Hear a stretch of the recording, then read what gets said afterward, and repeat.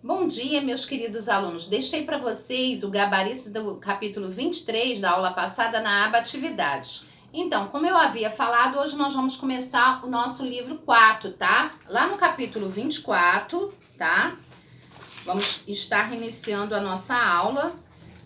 Poema, nós vamos falar sobre poema, tá?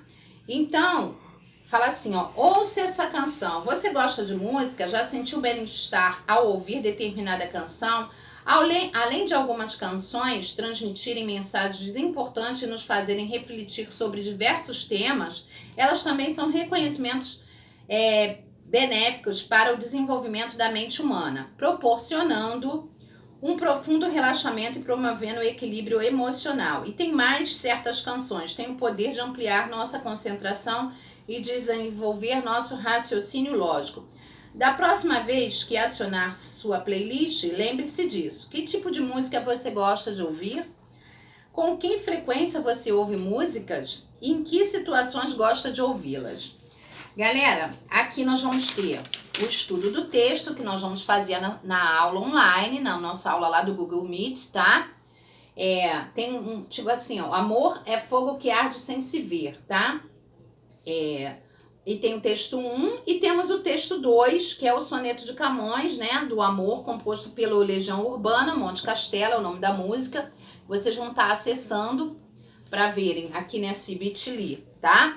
E depois nós vamos responder aqui essas atividades do 1 ao 9, tá? E na parte de produção textual, na página 281 do nosso livro, nós vamos estar falando hoje sobre intertextualidade. Como foi possível notar, o grupo Legião Urbana mesclou versos de um conhecido poema de Camões com versos próprios, alguns se baseando em uma situação bíblica. A esse diálogo entre os textos damos o nome de intertextualidade.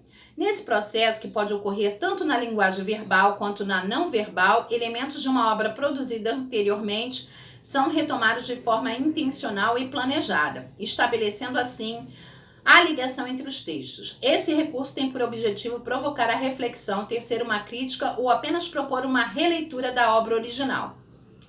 Há várias formas de estabelecer intertextualidade. As mais comuns são a de paráfrase e paródia. A paráfrase acontece quando ocorre a reprodução das ideias originais formuladas de outro modo, na intenção de se esclarecer uma ideia ou provocar reflexão. Os resumos são exemplos de paráfrases. No caso do grupo Legião Urbana, os versos mesclados ao poema de Camões, que foi musicalizado, são paráfrases da citação bíblica da carta de Paulo aos Coríntios, 1 Coríntios, capítulo 13. Confira os versículos originais. Ainda que eu falasse a língua dos homens e dos anjos e não tivesse amor, seria como metal que soa ou como sino que tine. E ainda que tivesse o dom de profecia, conhecesse todos os mistérios e toda a ciência, e ainda que tivesse toda a fé de maneira tal que transportasse os montes, e não tivesse amor, nada seria. Aí ele vem falando mais, né? Como vimos, Renato Russo parafraseou esses versículos nos primeiros versos da canção Monte Castelo. Na paródia, a apropriação da temática ou da estrutura tem por objetivo tecer uma crítica por meio da inversão das ideias com o emprego da ironia. Muitas paródias acabam diante da distorção ocorrida, grandes efeitos de humor. Os memes publicados na internet fazem uso desse recurso. Confiram exemplo de paródia no campo literário. José de Alencar descreveu o nascimento da sua heroína em sua obra Iracema. Aí aqui vem falando, tá? Agora aqui, ó. Agora que tal empregar os recursos de intertextualidade para você mesmo criar um poema? Tomando por base os versos de Camões, procure definir o que é o amor. Você pode optar pela produção de uma paráfrase ou de uma paródia. Olha só, galera, como eu falei com vocês, que hoje eu vou dar o trabalho do terceiro bimestre, tá? E vocês ficaram de definir se seria o podcast. Eu vou fazer o seguinte: quem quiser fazer o podcast, pode fazer o podcast, tá?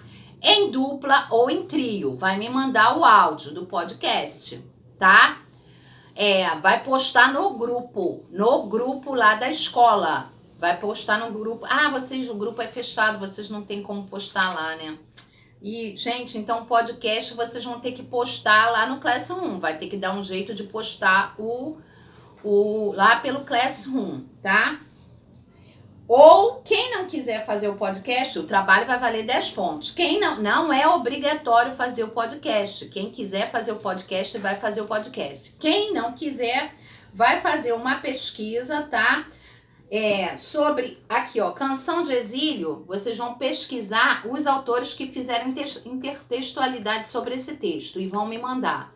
Vale 10 pontos, tá? Para quem não quiser fazer o podcast, esse vai ser o trabalho do terceiro bimestre, tá? Aqui ó, Canção de Exílio, tá?